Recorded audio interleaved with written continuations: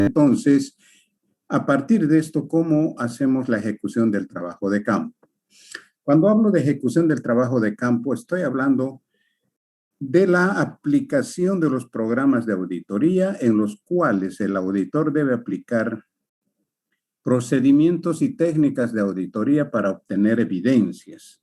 Habíamos dicho que las evidencias, en realidad, que vienen a ser los papeles de trabajo del auditor, constituyen la principal fuente de respaldo del trabajo de auditoría.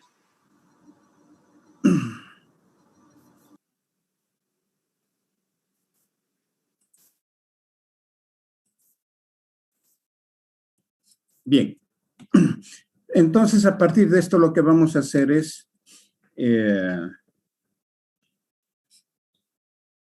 durante el desarrollo del trabajo, es más, cuando el auditor entra, lo primero, se supone que ya antes ha tenido un conocimiento previo. Para hacer la planificación ha tenido que tener un conocimiento previo.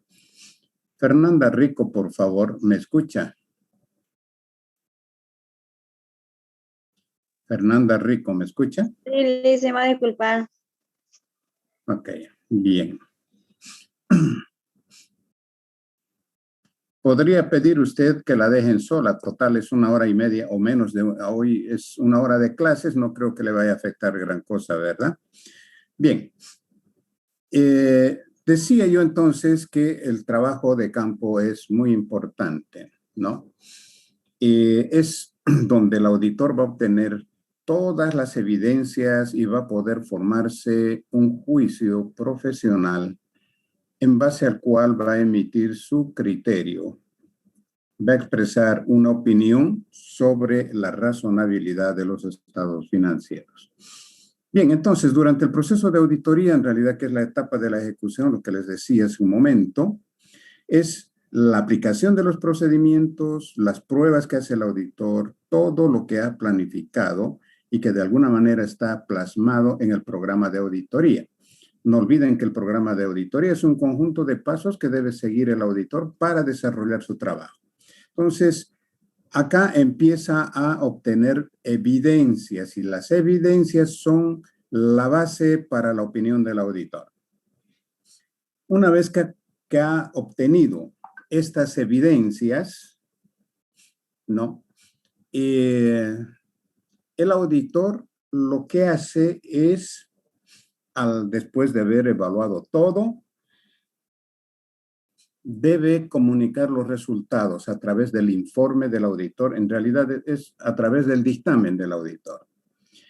Entonces, cuando estamos hablando de las pruebas, es decir, de las evidencias, debemos tomar en cuenta lo siguiente, que la evidencia sea suficiente, que tenga un valor, si quieren, un valor profesional, normal o legal, y además que sea confiable. Pero sobre todo, esta evidencia tiene que ser demostrable. Si no, no podría ser una evidencia. No podría el auditor justificar su trabajo. Por lo tanto, debe cumplir estas características la evidencia para ser válida, ¿no? Y a partir de esto, entonces, durante la ejecución del trabajo de campo, el responsable bueno, se lo conoce como supervisor, que normalmente es un auditor junior con mucha experiencia. De hecho, es uno de los auditores claves en un proceso de auditoría. El supervisor. Este supervisor lo que hace es evaluar la calidad de las evidencias de manera diaria. Lo que hace es hace un control de calidad y entonces llama al auditor y le pide sus papeles y empieza a revisar si estos papeles se ajustan a las normas de auditoría, si se ajustan a los procedimientos de auditoría y finalmente si cumplen el objetivo de ser un respaldo válido. Cuando falta algo, entonces le sugiere al auditor que vaya y complete. Todo esto lo puede hacer mientras está en el trabajo de campo, es decir, en instalaciones de la empresa, haciendo el trabajo. Porque una vez que deje la empresa o salga, esto ya no es posible hacer. Entonces, en el cuadrito blanco he puesto algo que es importante. En auditoría no hay presunción. Es decir, yo no puedo presumir de algo si no lo puedo demostrar. Entonces, si se menciona un hecho, este debe estar respaldado con documento y podemos nosotros justificar.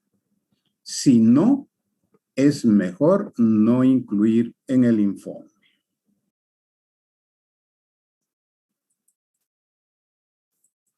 Bien, a partir de esto entonces, el dictamen del auditor, o sea, estoy hablando de un trabajo de auditoría financiera, el dictamen del auditor va a contener la opinión de este sobre la situación, sobre la razonabilidad de los estados financieros y la situación financiera y patrimonial de la empresa.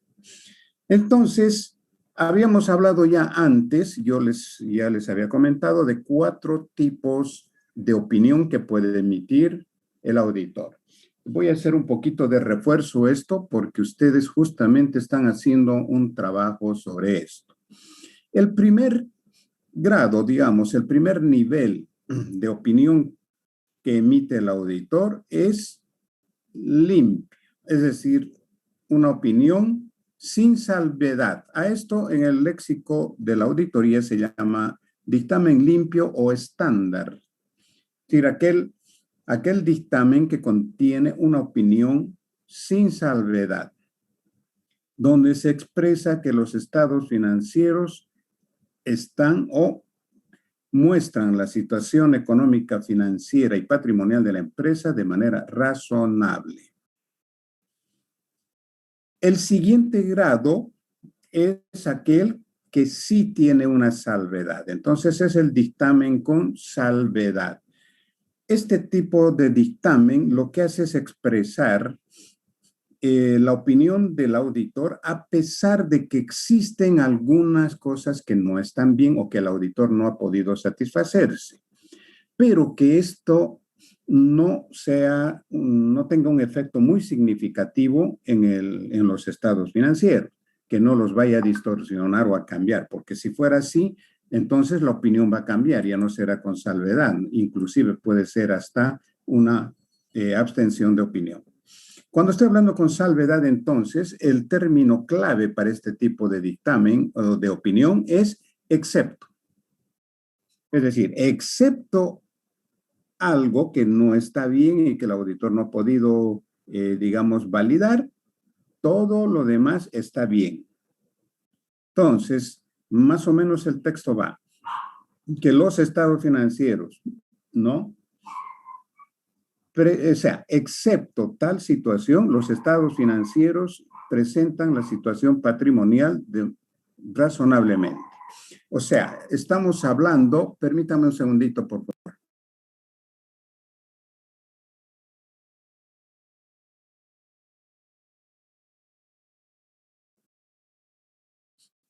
Sí, licenciado. Ya, muy bien.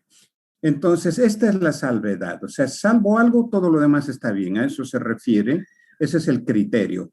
Pero que esta salvedad no vaya a distorsionar los estados financieros. Esto es importante. Porque si ya es más grande, digamos, la salvedad, es muy significativa, entonces la opinión del auditor va a cambiar. Ya no será con salvedad.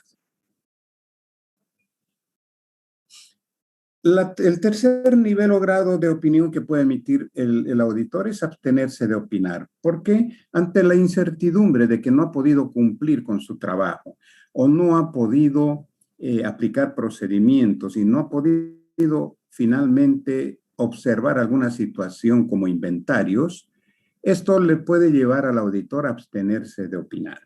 Es decir, este tipo de opinión va a emitir cuando el auditor no está seguro si la información que está en los estados financieros es o no razonable.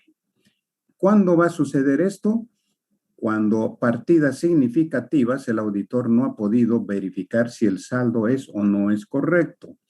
Si la situación expuesta en los estados financieros es la adecuada. Es decir, por ejemplo, Si llega un momento y sabemos que los inventarios son importantes y pueden hasta llegar a representar un 50, 40 o 70 o 60% del total de los activos corrientes y el auditor no ha presenciado la toma de inventarios y además haciendo revisiones, aplicando procedimientos, no ha podido determinar con exactitud si esos saldos son o no correctos. Entonces le queda la duda es la incertidumbre.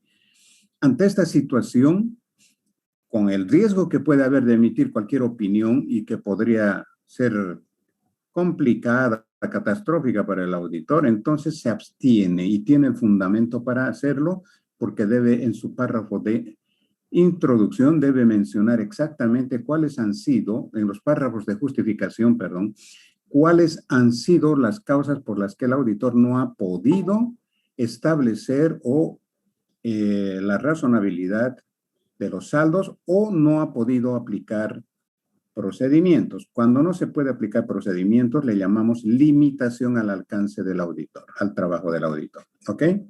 Entonces, este tipo de opinión es ante una incertidumbre y muy significativa que tiene el auditor y por lo tanto no opina. El texto más o menos dice, ¿no es cierto? En nuestra opinión, ¿no?, por las limitaciones en el alcance de trabajo y por no haber presenciado esta, qué sé yo, estoy tomando un ejemplo, ¿no? No haber presenciado la toma de inventarios físicos y debido a que estas partidas representan un tanto por ciento de los estados financieros, no estamos en condiciones de opinar y no opinamos. O sea, se abstiene, ¿ok? Se abstiene. El último nivel o el grado que yo le llamo lapidario para la empresa es la opinión del auditor que niega la razonabilidad.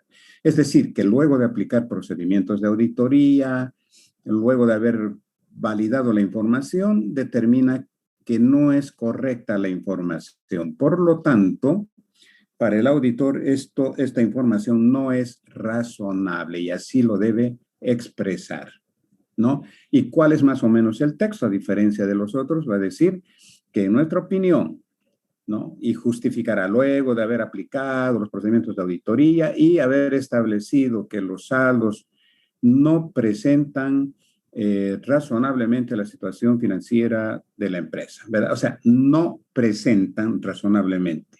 En realidad es el término clave. En todo esto, la redacción coherente del auditor es determinante, porque debe justificar su opinión. Para eso son los párrafos, digamos, de justificación, justamente, donde va a decir la causa, el efecto, cuál es la distorsión en los estados financieros y que por eso emite esa opinión. Bien, luego de la opinión viene después los párrafos y todo. Hay un párrafo que a veces el auditor suele colocar al final del dictamen, que es un párrafo de énfasis. Le llamamos así un párrafo de énfasis porque queremos resaltar un hecho. Normalmente cuando el auditor ha determinado alguna situación que no ha sido resuelta todavía, por ejemplo, juicios que puede enfrentar la empresa y que podrían afectarle negativamente, pero que no han sucedido todavía, el auditor puede alertar y hacer un párrafo de énfasis en caso de que suceda o a favor o en contra de la empresa, cuáles podrían ser los efectos en los estados financieros. Entonces, estos se llaman párrafos de énfasis. No siempre existen estos párrafos, dependerá si el auditor ha encontrado juicios pendientes que podría estar enfrentando la empresa, ¿no? Bien, básicamente es esto. Ahora, ustedes van a poner un poco en práctica. ¿Dónde van a consolidar todo el proceso? En realidad, ustedes llevan una materia, creo que es laboratorio o gabinete, no, laboratorio de auditoría, ¿no? Laboratorio 2 sería listo. Sí, eso es. Gracias, Ruth. Bien, hoy vamos entonces, ya hemos visto esto. Ahora entonces vamos a explicar un poquito cómo obtiene estas evidencias, es decir, los papeles de trabajo del auditor. Normalmente clasifica. A veces el auditor puede armar 2 y hasta 3 legajos. Legajos son unos archivadores donde va poniendo todas las evidencias que ha obtenido. Ese es el legajo corriente o el legajo de la auditoría que está haciendo. Pero también puede tener un legajo permanente, es decir, este legajo permanente va a contemplar todos los antecedentes de la empresa, desde su constitución, sus actas, sus organigramas, todo aquello relativo a la organización de la empresa. Por eso es un legajo permanente, va a estar todo el tiempo esto en la empresa, ¿no es cierto? El legajo corriente es algo que se tiene que hacer ya ahora y esta es la auditoría. Básicamente estos son 2 legajos en los que, y podría el auditor inclusive armar un tercer legajo donde tenga que poner la planificación, ¿no? La planificación de auditoría y el memorando de planificación. El memorando es un documento bastante largo donde está detallado. Recuerdan que cuando estábamos viendo el libro yo expliqué, bueno, vamos a ver más adelante en realidad más detallado, ¿ok? En el libro que les he dicho ahí vamos a tomar un taller, es ahí donde voy a explicar eso. Bien, entonces sabemos que la principal evidencia del auditor son sus papeles de trabajo. Por lo tanto, ¿cómo va obteniendo esto? Y hay varias cosas, varias formas de que el auditor pueda referenciar su trabajo. A ver, vamos a ir viendo de todas maneras. Pueden ustedes leer este párrafo, pero en silencio, lean ustedes, por favor, y yo lo voy a poner así.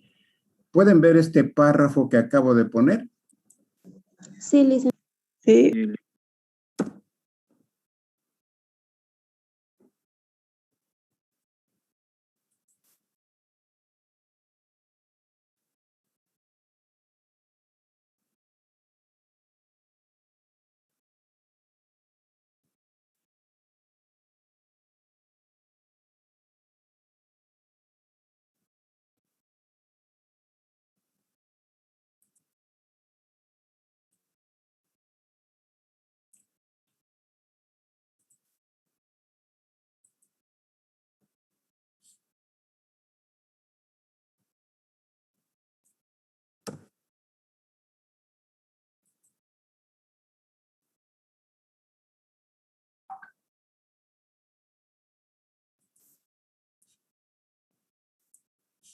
Bien, me imagino que, a ver, en síntesis, bueno, de todo lo que han leído ustedes, los papeles de trabajo son las evidencias o documentos recopilados por el auditor durante la ejecución del trabajo de auditoría. Obviamente, estas evidencias deben constituirse en un respaldo, una justificación de todas las aseveraciones que hace el auditor. Por ejemplo, si yo tengo algún contrato, este contrato es el respaldo de una revisión que yo he hecho. Si tengo una observación, está el documento ahí para respaldar. Entonces, noten ustedes que en contabilidad les han debido enseñar que la contabilidad no es de palabra, ¿no es cierto? Debe estar documentada. En auditoría es lo mismo.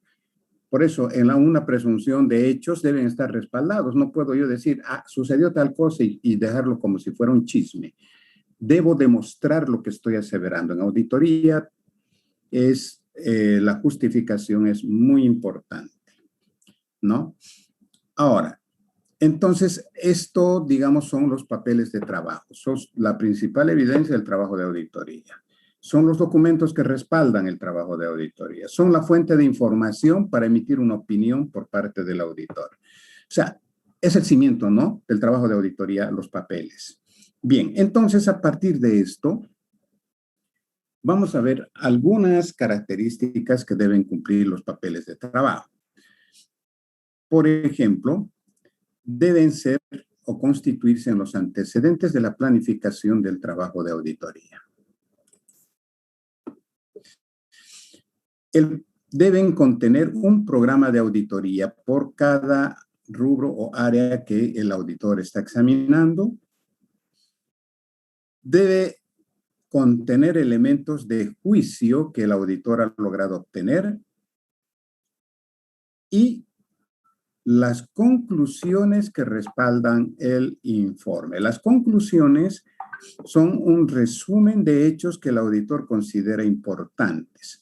Estas conclusiones las puede hacer en cada rubro analizado, en cada cuenta, pero al final debe sacar una conclusión general que esa se va a plasmar en el dictamen del auditor.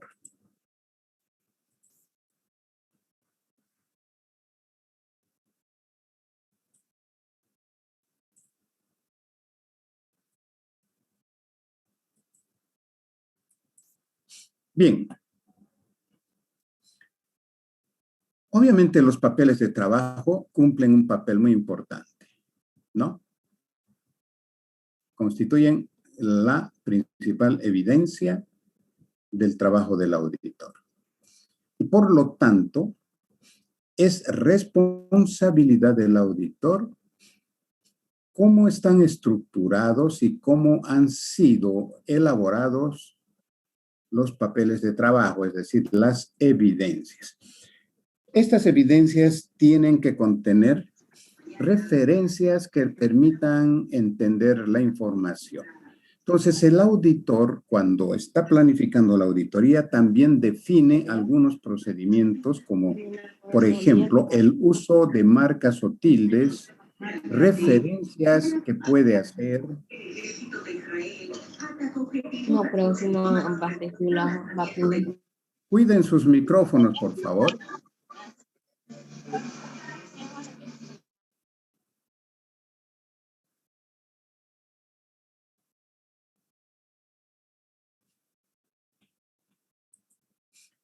Bien. Decía entonces que es la principal, ¿no es cierto?, evidencia que tiene el auditor. Por lo tanto, deben tener una clara referenciación, ya vamos a ver en qué consiste eso, porque él decía, los propósitos son estos, y los tienen ahí en la pantalla, miren. Proporciona evidencia del trabajo realizado y de las conclusiones que obtuvo el auditor. Facilita, dice, y además sirve de evidencia de la supervisión y revisión del trabajo de auditoría. Les había dicho hace un momento que hay un supervisor que hace un control de calidad de los papeles de trabajo. ¿De acuerdo? Entonces, esto es importante y todos los días hace un control de calidad. Por eso sirve como evidencia a la supervisión del trabajo. Suministra datos que son importantes para los informes. Tiene información adicional que quizá ha encontrado el auditor sobre otras funciones que no han sido contempladas en la planificación. Pero noten ustedes que son referencias que el auditor debe ir aclarando en el transcurso del trabajo de auditoría. Bien, ¿cómo debemos elaborar estos papeles de trabajo? A ver, vamos a tomar algunas consideraciones para esto. A ver, debe registrar información proveniente, obviamente, de la empresa que el auditor obtiene a través de la evaluación del sistema de control interno. Debe tomar nota de todas las deficiencias que ha encontrado en la evaluación de este funcionamiento.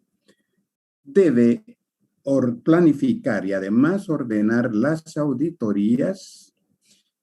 Debe elaborar o formar sus legajos de antecedentes, les decía, los legajos, los papeles de trabajo, y también reunir antecedentes y sugerencias que debe realizar el auditor. Por ejemplo, si estamos haciendo, qué sé yo, estamos analizando unos títulos valores y de pronto encontramos una deficiencia, el auditor no puede esperar a concluir su trabajo para informar esto. Lo tiene que hacer ya y por escrito. Entonces, informa sobre la observación que ha encontrado que es importante que se solucione sobre la marcha. Esto no quiere decir que el auditor esto que ha informado, que después lo incluya en su dictamen, dependiendo o en su informe de control interno, pero debe expresar que fue informada y se solucionó el problema. Sí, debe dejar constancia porque él debe demostrar su trabajo. Porque el hecho de haber informado antes y se solucionó el problema es parte del trabajo que ha realizado el auditor. ¿Me dejo entender con esto? Bien. Y les voy a decir un detalle muy importante que me muestran los papeles de trabajo. En realidad, los papeles de trabajo, como son respaldo del auditor, se van a plasmar en el dictamen del auditor. Entonces, el dictamen y los papeles de trabajo constituyen la imagen del auditor. Yo viendo sus papeles de trabajo, la redacción que ha puesto en su informe, yo puedo catalogar al auditor como bueno o malo o excelente.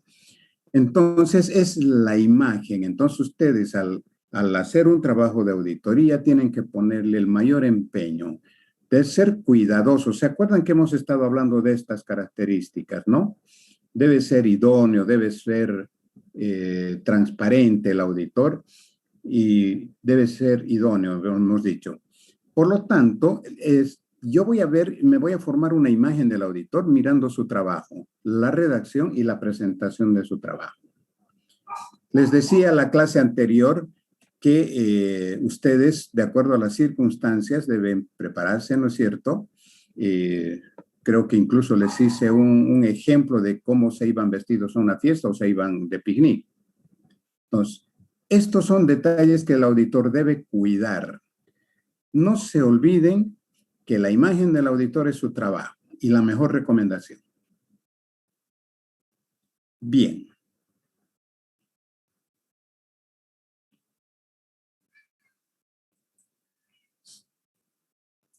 Bueno, estos papeles de trabajo, al margen de las otras partes que debe tener, hay requisitos que debe cumplir. Uno de ellos es que deben ser ordenados, pulcros, es decir, que sean fáciles de leer y entender.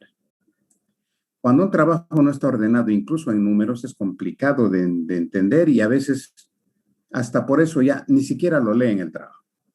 Debe tener una redacción clara, es decir, concreta. No, yo le llamo a muchas redacciones que hacen cantinflescas. Ustedes saben quién es Cantinflas, ¿no? Han debido escuchar. Es un personaje que habla y habla y habla y al final no dice nada. Entonces, la redacción cantinflesca es eso, que escribimos todo, pero al final no somos claros en lo que estamos expresando. Entonces, un informe debe ser lo suficientemente claro y concreto, sin que esto implique que tenga que obviar información, no. También es importante manejarnos de manera uniforme en la forma de márgenes que manejamos, el tipo de papel que utilizamos y el tamaño. Hay papeles de trabajo que tienen el tamaño oficio, otros que tienen un A4 y algunos, muy pocos. Es más, no se utiliza en auditoría normalmente carta. Normalmente se utiliza para papeles de trabajo, estoy hablando, ¿no? Ya para presentar el informe, sí se puede presentar en tamaño carta. El encabezamiento debe ser claro y preciso.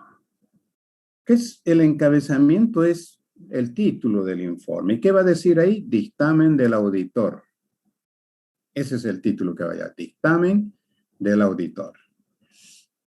Y entonces ahí pondrá a quién está dirigido, ¿verdad? Ya les dije a quién dirige el auditor su trabajo, a quién contrata sus servicios, ¿verdad?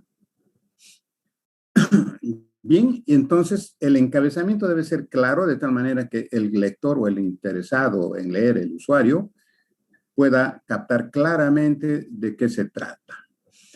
Deben los datos estar necesariamente claros al indicarse en el informe y el área o el rubro al que pertenecen. Y sobre todo, acá quiero llegar, el auditor debe definir formas o modelos de marcar o de referenciar sus papeles de trabajo. A esto le llamamos marcas o tildes, pero una vez que hemos aplicado estas plantillas, no podemos estar cambiando. Es decir, por ejemplo, a ver, no tengo aquí a mano ahorita un tilde, pero si yo pongo una flechita y digo que en un trabajo eso es verificado, y en otro le pongo la misma flechita y digo es comparado con esto, no puedo hacer esto. O sea, si esta marca o tilde utilicé solo para decir comparado con algo, toda la vida debe significar lo mismo. De tal manera que cuando lean y miren este tilde, saben lo que va a significar en el trabajo del auditor.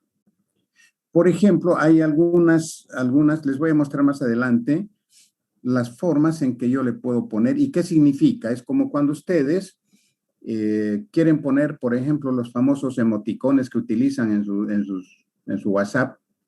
Hay unas figuras que cada uno interpreta como quiere, pero cada uno le ha dado una cierta interpretación, ¿verdad? Sí, unas caritas, unas figuritas y no sé qué, que ustedes le entienden perfectamente porque saben lo que significa. Entonces, en las marcas y plantillas del auditor también debe quedar claro esto, saber lo que significa. Y una vez determinada, no se puede estar cambiando. Bien, vamos a ir entonces al orden que deben tener más o menos estos papeles. ¿De acuerdo? A ver, cuando estoy hablando del legajo corriente, es la auditoría del ejercicio, es lo que les decía, y esto tendría que contener una subclasificación. Tener una parte general, que en realidad es, normalmente ahí algunos le ponen lo que es la planificación, o puedo habilitar otro legajo que vaya a ser programación de la auditoría, ¿no es cierto? Donde va a estar todo lo que significa la planificación. Y ahí ustedes ven, dice auditoría parcial. No, debe aclararse de qué tipo de auditoría se refiere. Es decir, si yo estoy haciendo una auditoría de estados financieros a 1 o 2 o 3 años, debo aclararlo acá y el papel, en realidad la carátula, la carpeta, debe decir claramente la auditoría y los estados financieros y las gestiones a las que corresponden. Pero también hay auditorías parciales. Entonces, auditoría parcial a lo que se refiere, que pueden ser cuentas por cobrar, qué sé yo, para lo que ha sido contratado el auditor. Bueno, y el legajo permanente, les decía, que está con todos los antecedentes que tiene la empresa, ¿no? A ver, déjenme ver esto.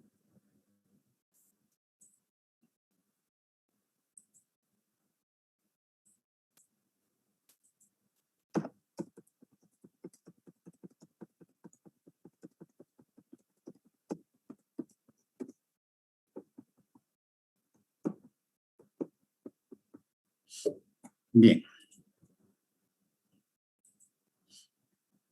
Bien, entonces un legajo permanente, el que tiene todos los antecedentes de la empresa, ¿qué debe contener normalmente?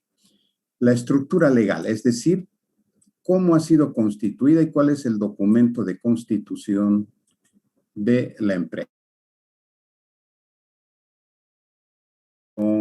¿Cuáles han sido sus aportes? ¿Cuándo se ha creado la empresa? Es decir, todo lo que es la parte legal de la empresa. Debe contener estatutos.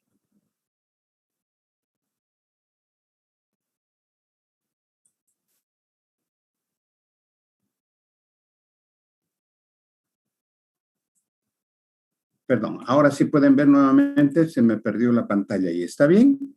¿Pueden ver? Sí, Lisa, se ve. Ok. Bien, les decía, los estatutos son documentos por los cuales se guía la empresa, son las políticas que establece ahí cómo debe conducirse la empresa. Debemos tener en este legajo las copias de todas las actas de las asambleas de socios que se han ejecutado en la empresa, porque en estas actas se establecen muchos mandatos, se deciden muchas cosas. Entonces, es importante que el auditor conozca esto. Por ejemplo, de repente la empresa ha decidido hacer inversiones en otra empresa y va a estar en las actas. Pero cuando vamos a ver si se ejecutaron o no, posiblemente no lo han hecho. Y el auditor debe analizar por qué y encontrar. Si hay un acta que está estableciendo la decisión de los socios, esta debería cumplirse, ¿no? El organigrama. ¿Saben lo que es el organigrama, no?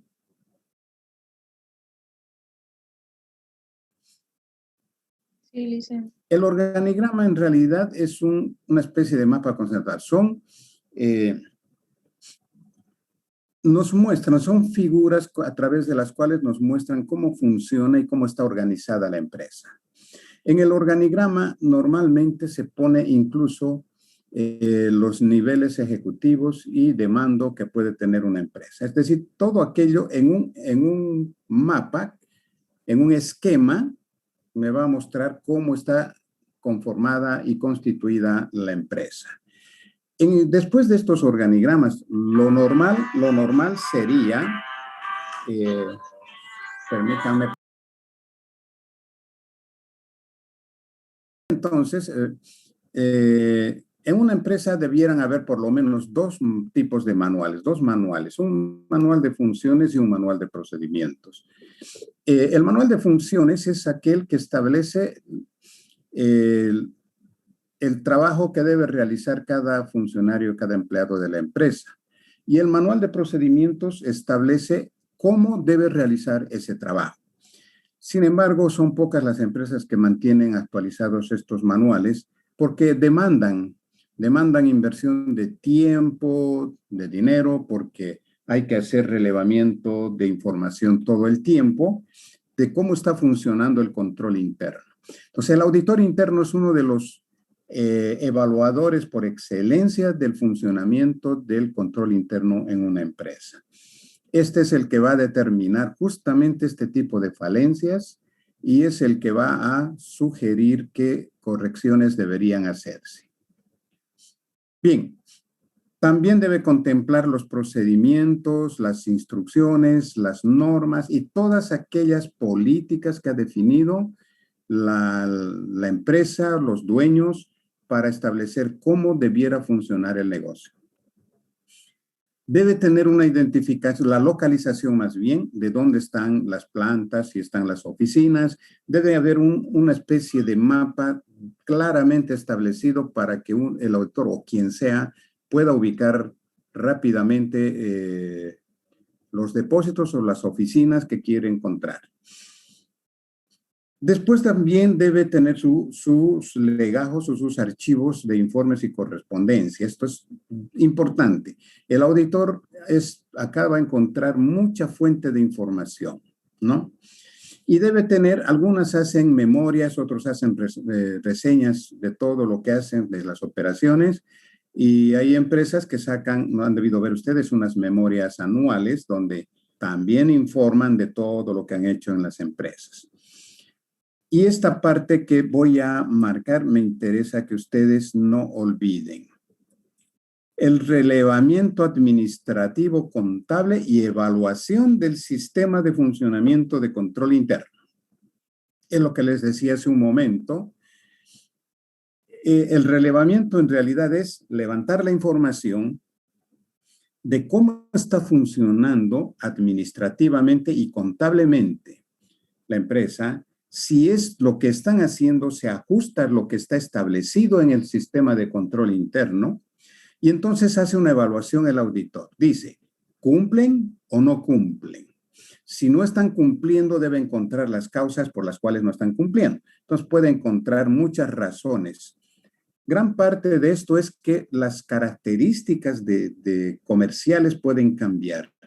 Y entonces los empleados, por la experiencia misma, van a cambiar su forma de operar, que no necesariamente va a coincidir con lo que está escrito en el sistema de control interno.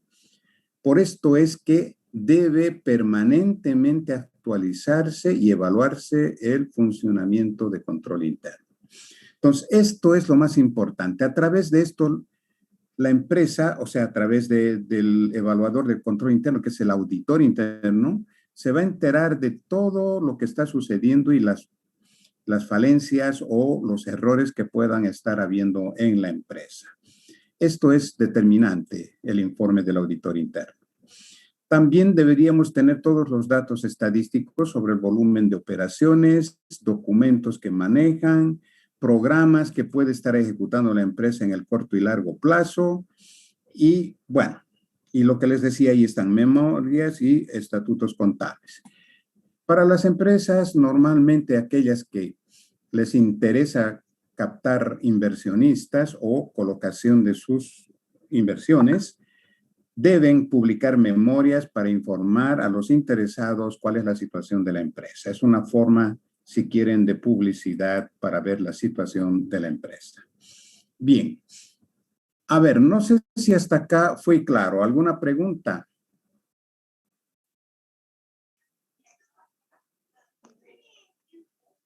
Todo claro, licenciado. ¿Se entendió? Sí, licenciado.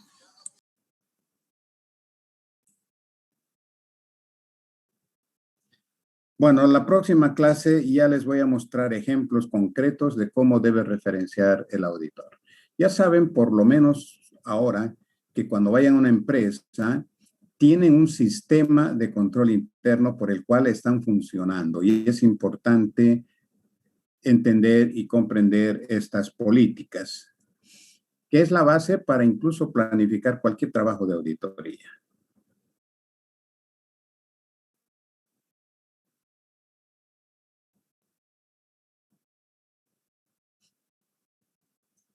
Bueno, Cristian, por favor, está ya por ahí un tipo de opinión, ¿no es cierto? Entonces, en base a esa opinión, ustedes deben encontrar un dictamen que contenga ese tipo de opinión.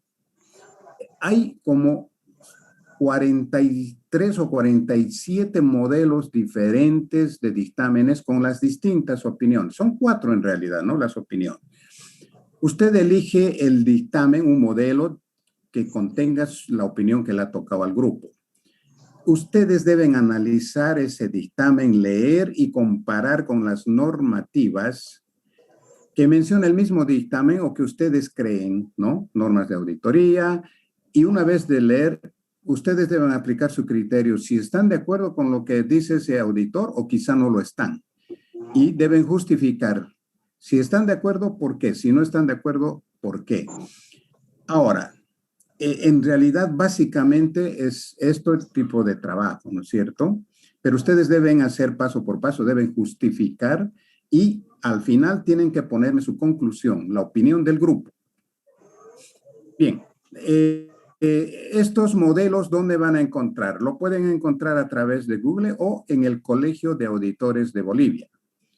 Hay el Consejo Técnico de Auditoría y Contabilidad, donde también hay modelos de dictamen, o sea, con opiniones de las 4 opiniones.